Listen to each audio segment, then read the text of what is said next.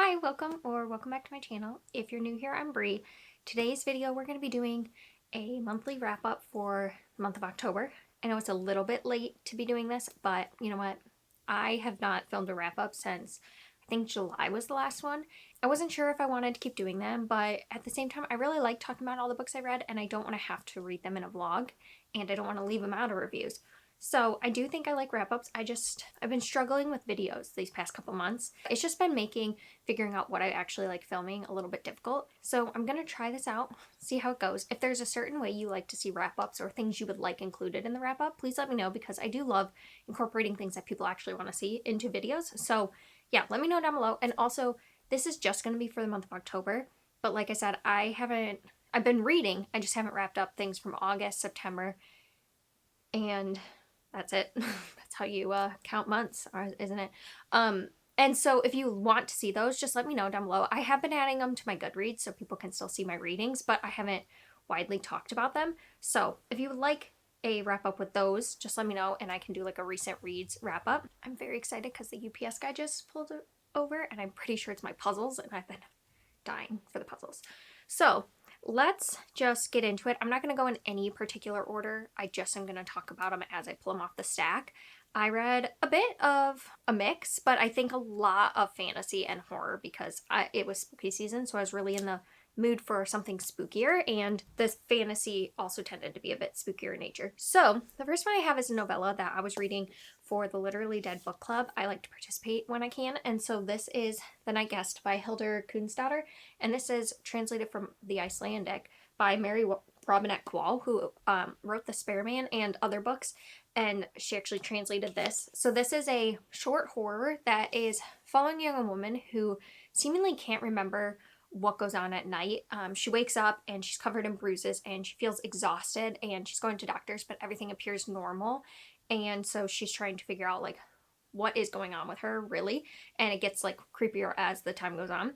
I really appreciated the descriptions and talk about women in particular, but also having an illness and going to doctors and being told all your results are fine, nothing's wrong, we can't find anything wrong with you, and being frustrated. I've had that experience, so it was really like a good time reading that. Well, I say a good time. It was triggering a little bit, but also healing to like see that depicted in a book. I think the ending was a little too ambiguous for me. I tend to like endings with a little more wrapped up. It ended in a way where this book kind of gets a little bit fever dreamy, because as you keep going, things become weirder and like you don't really understand what's going on. And to have an ambiguous ending, it just doesn't work for me, because I am someone who tends to need a little bit more concrete. I like a little bit of weirdness in my books, but I think I don't like the fever dream kind of weirdness. And I think that this kind of went in that direction a bit. So I think I want to give it like a 3.5 star. It was something I would enjoy, and I would recommend it if you like those type of stories. I think it was well done, and I flew through it while I was reading it. It just didn't captivate me the way I wanted to, because I didn't wholly connect with what the story was saying. I was a little bit confused by the end. So that's The Night Guest. Hello, I'm coming at you from the future. I was editing this video and I realized I didn't wrap up Daughter of the Merciful Deep by Leslie Penelope. This I had as an audio e-arc from NetGalley, so thank you, NetGalley. I'm just horrible at remembering when I don't have a physical copy, which is one of the reasons why I prefer having a physical copy if I review a book. So this is a historical fantasy that was a new release this year. It just came out, I want to say, in September. I was getting to it a little bit late. No, maybe it was June or July. Doesn't matter. It came out in 2024. It's a historical fantasy story that is dealing with a girl who lives in this town that is like kind of in, I think it's set in the 1950s if I remember.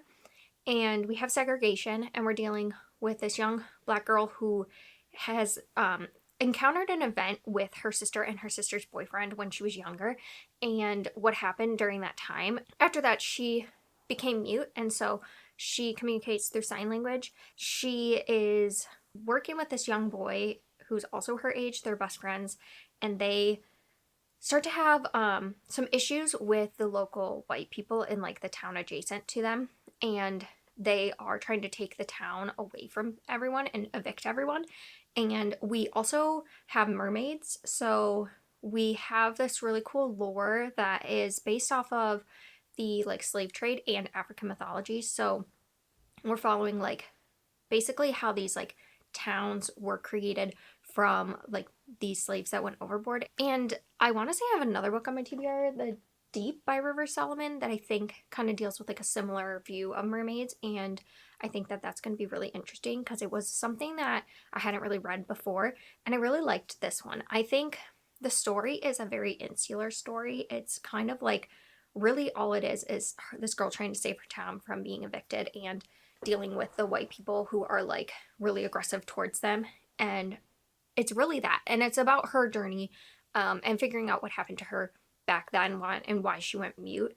You get a lot of like the town dynamics, and I really like Leslie Penelope's writing. I read The Monsters We Defy last year or the year before, and I really liked it, and so I really liked this new debut from her. I think if you like a smaller scale fantasy and you like historical fantasy, then I would give this a try. If you're someone who likes a big sprawling plot and magic that is like very deeply explained, I don't know if this will work quite as much for you. To me, I feel like the magic is more explained in the lore and that side of things rather than like how this magical thing works. Like we don't really get deep into that kind of magic, but it's more of a magic from like a world building point of view, if that makes sense. So I really enjoyed it. I gave it 4 stars. I think that if it was a series, I think it's a standalone. But if it was a series, I would continue on. I like mermaids, and I haven't read a ton of mermaid stories, and especially not something like this. And so it kind of combines some things I really like in fantasy, specifically historical fantasy. So I'd recommend if you're looking for it. And now let's get back to past Brie to continue the wrap up. Then I finally read The Good House by Tanana Reeve Dew. I have read The Reformatory earlier this year and really loved it. This one I buddy read with my friend Karen at Roving Reader, and it was her first Tanana Reeve Dew, and she loved it, which I'm so happy because I just really like when we can buddy read something we both really enjoy. This one I gave a 4-star, and I honestly think it could have been higher if I maybe hadn't read The Reformatory first, because The Reformatory, sorry, it's very shiny. The Reformatory for me is a solid 5-star book, and this just didn't have that same level that I know that she has in The Reformatory. And this was one of her earlier books. I think this was written in 2003, and The Good House, nope. The Reformatory came out just this past year, so in 2023, I want to say. So obviously she's had 10 years to practice her craft, and so to kind of compare the two is not really fair, but I think just fresh coming off that to read this one, I really loved all of it, but it just didn't work quite as well for me. This leaned a little more like literary contemporary fiction with horror, and I think that's also kind of the hang up of why it wasn't a full 5-star for me, because I tend to not like those quite as much as I love like a really historical kind of horror or a really like fantasy horror. This one was really good, and I think that it deals not just with like the horror elements, but it deals with grief, and Angela has like a lot of loss in her life, and so you're dealing with that, and then you're also dealing with like different family dynamics and racism and all these different things that happen in a small town, especially being the only Black family in town. I would highly recommend it if you haven't read it. This is obviously, Tanana Reeve Dew is an author that is like well loved for a reason, so I'm a little late to the hype train, but if you haven't heard of her and you haven't read it yet and you're looking to get into a horror that gets gross, don't get me wrong, it gets gross and it gets horror, but I think would be an easier one to kind of enter into if you read more literary fiction, I think you could like this. Then I read Immortal Dark by Taija Skirma, and this is a vampire story, dark academia, but this is based in Ethiopian like mythology, but vampires as well. So I thought it was really cool how that was all weaved together. So we're following a girl whose sister is missing, and she is convinced that this vampire who's part of these houses at this academy is the one who took her, and so she tries to go to the school. It's a whole thing, but she has to take back her house and she has to go to school to like learn to live with the vampires, and then she's trying to like figure out what to do to like find her sister and get back at this vampire that she believes has her sister. And there's also a bit of a romance as well. Like I would say it leans into the fantasy romance in some aspects.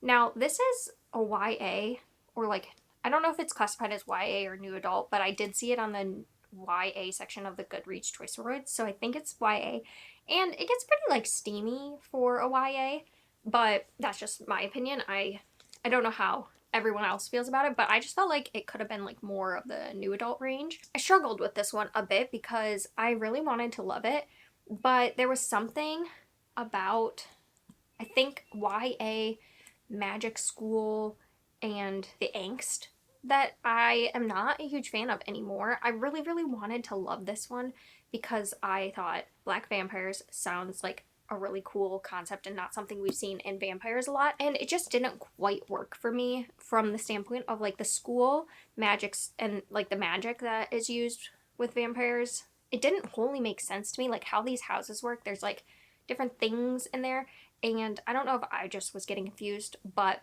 to me the magic was a little confusing, and same with the world building. I think that was a little hard. And I think at my core I'm not a enemies to lovers person, and I think I like rivals to lovers where you're like kind of enemies but like not really. I think when people truly hate each other and do like horrible things to each other, to then have them like get together, I just don't think that's my thing. And so I think I'm gonna go with 3 stars on this. I can see where people are really gonna love it. It just wasn't wholly my thing. So that's what I have for Immortal Dark. Then I read The Trees by Percival Everett, which is a thriller, horror-y type story that's kind of literary fiction leaning as well. So next I have The Trees by Percival Everett, which is like a thriller-ish horror, I guess you could say. And we're following like these murders that take place where they find a white man's body mainly, and then they find a black man, and every time they take them to the morgue, the black man's body is always missing, and then they find it at another crime scene. It's really just commentary on lynching and like the justice system in the US and how a lot of black and brown bodies have been murdered and don't ever get solved and don't get the care that they need. And so the body of the black man really resembles Percival Everett. No, not Percival Everett, that's the other. Emmett Till, who was a young boy who was lynched in Mississippi, and he was only 14. And so we're following like the history of that in the United States while also having this like mystery that's trying to unfold of like, where is this body coming from? How is it like getting to the different crime scenes? And I think it was really, really well done. I gave it 4 stars. I talk more about it in my reading vlog, which I'll link down below, but I had a really good time with this. I think it had a lot of conversations to talk about, and I really enjoyed the writing. It was very short to the point, like it's a lot of conversation, but I was entertained the whole time, and I can see why it's a Booker Prize like nominee. I don't know if it won. It was shortlisted, it looks like. And I will definitely be continuing reading Percival Everett. He has another one that made it on the Goodreads Choice Awards called James, and I'm really intrigued with that one. So that's The Trees. I gave it 4 stars. This was not like the best reading month for me. I feel like I don't know if I even had a 5-star this month, which is kind of sad. Yeah. Oh well. So then I read Education of Malice by S.T. Gibson. This is, I thought it was a continuation of A Dowry of Blood because I heard that said a couple times, but this really isn't. It's a retelling of Carmilla, which is also a vampire story. And we're following Carmilla and another girl named Laura, and they both go to the school where they're in this elite like writing program, and we follow them as they're kind of entwined with this professor who keeps them under their wing, and there's some stuff going on. It's got vampires, and I wanted to enjoy this more than I did. I think while I was reading it, I was enjoying it, but at the end, like the plot took so long to build. It had this tension throughout the whole thing that something big was happening, but then like it didn't really happen until the last little bit of the book. The way it like is handled and wrapped up just was so quick for all this like building we did. It felt disjointed. It felt like we just really wanted to talk about these women and like have a sapphic romance and have this like dark academia vibe, but we didn't really get the plot fleshed out. So for that, I think I want to go with 3.5. I enjoyed it while I was reading it, coming off of Dowry of Blood as well. Like I know they can amp up the plot and like the atmosphere and all that, and this one just felt a little flat. So not my favorite by S.T. Gibson, but I will read more from them. And then I got to a graphic novel that I've been meaning to get to, but I had bought it specifically for October, and that's Crumbs by Diane Sterling. This is a cute little witchy romance between this witch, and I can't remember her name, Ray, and Lori, and she wants to go to a like witch like government, like she wants to be in the witchy government to help save people and do all this stuff.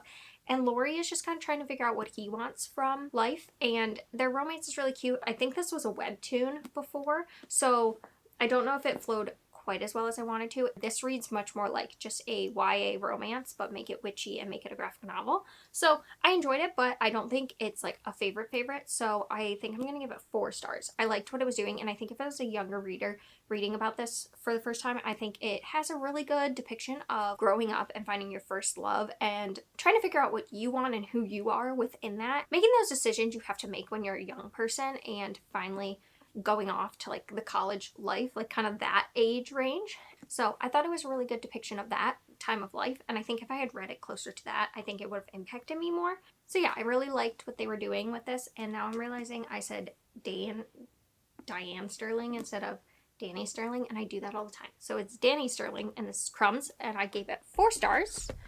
Then I started the Whispering Dead series by Darcy Coates. I had this on my shelf for a long time. I think I got it like a couple of years ago, and I just hadn't picked it up. And I started an audiobook, which is the way I would recommend it. I think the audiobook's really good. And it's about a woman who wakes up and she just doesn't remember anything, but she's being chased, and she kind of runs into this pastor who helps her out, and then she stays at his graveyard, and she realizes she can see ghosts. And it's about just like one, trying to figure out what happened to her because she can't remember a thing, and then also figuring out how to like work with ghosts and help them pass on. And it's a like horror series. I wasn't really sure how it would do because I've heard Darcy Coates is kind of like a cozy horror person, and to me this reads so much more like a paranormal fantasy than anything else with like mystery. And I see where the horror comes in because there are like sometimes horrific things. She's dealing with dead, like people who have been murdered or whatever and can't pass on. In that sense, you get some horror elements, but really, I just find this to be like a really fun paranormal mystery. We've got like kind of kooky characters. She's got a friend, Zoe, that she makes who like is really into like conspiracy theories and is like kind of the perfect friend to, you know, have help you with these things. And then there's a, I would say, a slow burn romance between her and, now I'm not remembering his name. I want to say Daniel, but that doesn't sound right. Mason. Her and Mason. And yeah, it's just, I really liked it. I think I would give this 3.5 stars, 4 stars. I think I'd give it 4 stars. I was pleasantly surprised by this, and I think it's just one of those books that you can kind of read and just like have a good time with, and I didn't have to think too hard about it. So yeah, I really was pleasantly surprised by this. Then I finished up The Raven Cycle by Maggie Stiefvater. This is The Raven King. And this is the 4th book in the series because Kayla's channel membership, we were reading through the whole series. So I finally finished it. And I think this one was like a 3.5 star for me. I enjoyed it, but not as much as I wanted to. I think that the ending was a little rushed because we lead up so much to this ending.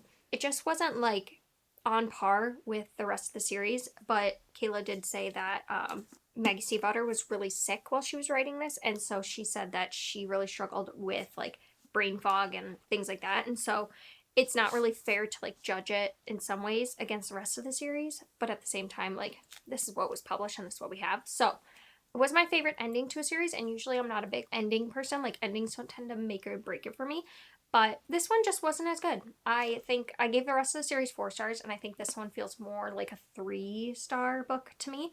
But I still enjoyed being in this world and reading this kind of like horror-y. It really leans more horror as the series goes on, but like horror, paranormal fantasy.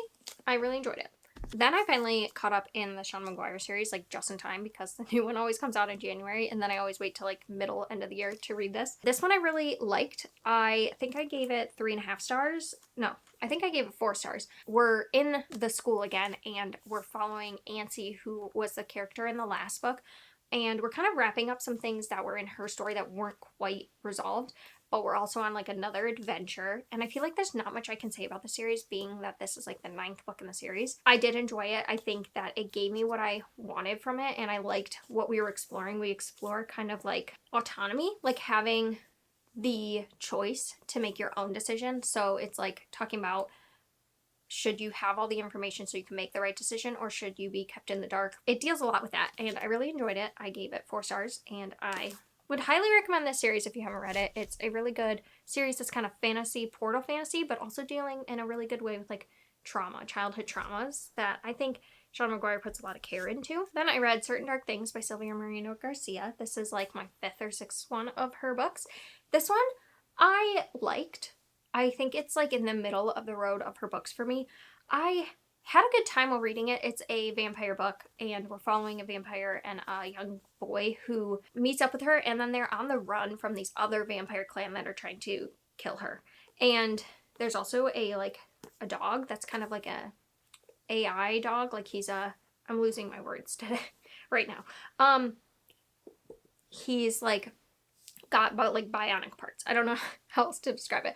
He's like modified. I don't know. And I enjoyed it. At the time I was reading it, I think the action and stuff was really fun, but there was just an aspect of this book that kind of gave me the ick, which is that this young boy is like 15 when he meets this woman, and she's in her 20s, in like, as she looks 20s, but she's a vampire, so she's been around a lot longer. There was kind of like a romance almost between them. I think it didn't go like fully there like I was worried about, but at the same time, like, it did get like way more than I wanted to. And this is a noir story, so it is supposed to be darker, and you do get that like gritty element, but it just rubbed me the wrong way because he is 15 and she is much older than him, and yet this was kind of like, in some ways I felt supposed to be a romance between them. So it left me feeling icky in the end. So yeah, 3 stars. I think also the plot, like, it was fast-paced and fun. It was a very small plot, which she tends to write smaller plots, which I don't mind. But I just think that it could have done with more character work, and like the villain could have been fleshed out a little bit better, I think. So yeah, not my favorite from her. Then I also read for the novella, geez, what are words?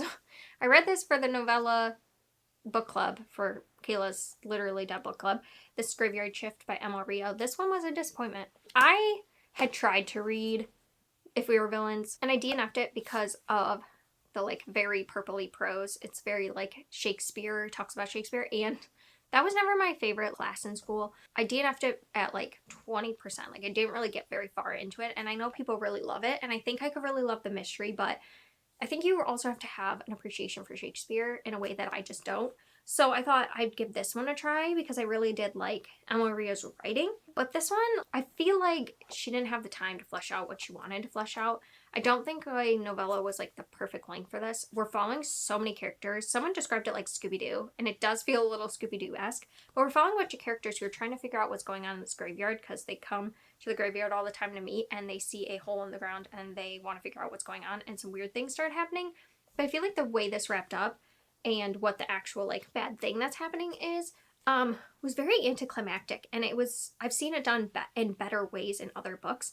And yeah, I just think the length of this being 120 pages, I think if this was a novella that hit more like the 200 page mark, it would have been better. So I'm disappointed. I think I would give it a 2.5 to 3. I don't know. I just always, I feel mean because the writing wasn't bad and I enjoyed some of the character work, but I didn't enjoy it on the whole. So I think 2.5 is where I'm leaning on that. Sorry if things move. Pippi just jumped up on the counter. Now this one I'm just going to show you, and I'm going to kind of pass on because Pippi, can I finish recording? Oh, thank you. Give him love? Yeah. Oh, yeah. You give him love? Can you say hi? See, you haven't said hi in a while. Because this is the 9th book in a historical mystery series, and I really have nothing to say about it. I think I'm kind of ready to be done with this series after reading this book. I really did enjoy it somewhat, but then at the same time I felt like, because I've had so much time away from it, I don't really care that much anymore. So this one has a 3-star for me, but I don't really have any thoughts, you know? No thoughts, had empty on that one. And then the final book is The Eyes Are the Best Part. That was hard. Pippi, please don't knock over my camera. And this is by Monica Kim. This is a literary horror, kind of thriller as well, about this woman, young girl, who is going through a lot of hard things in her life, and her mom decides to start dating this white man, and he starts to have like really creepy vibes towards her. She starts getting obsessed with his eyeballs and wanting to eat his eyeballs and like fantasizing about his eyeballs, and then it descends from there. And this one had a bit of that fever dream feel in some aspects, but it really worked for me. I gave this 4 stars. I think, again, literary fiction, just horror just doesn't go all the way for me. I wanted a little bit more from the plot, but I think this was really good. And it was gross, let me tell you. Some of these depictions of the eyeballs at the beginning, if you can't get through that first chapter of talking about her mom eating the eyeball of the fish, that just, let me just tell you the rest of the book. is like gross like that. Just the way Monica Kim chooses to describe said eyeballs. Ugh. But that being said, I think I was having the best worst time with it. You know, I was like, I can't tell if I love it or hate it, but I think I love it. And I did. So I am actually, this is a library copy, and I'm actually purchasing one for myself because I had such a good time with it. So I'd highly recommend if you're okay with like gross eyeball stuff, and if you like kind of good for her thrillers, I think this could work for you. Oh, so there you go. They're all the books I read in October, and let me know what you've been reading down below. And also, just let me know what kind of videos you'd like to see. I'd love to hear from you. And if you want to leave an eyeball emoji down below for eyes were the best part, because I do think this was my favorite book of the month. I can safely say this was probably my favorite book of the month. That and The Good House, both my favorites of the month. So, anyway, Pippi says goodbye. And I say goodbye, and I will see you next time.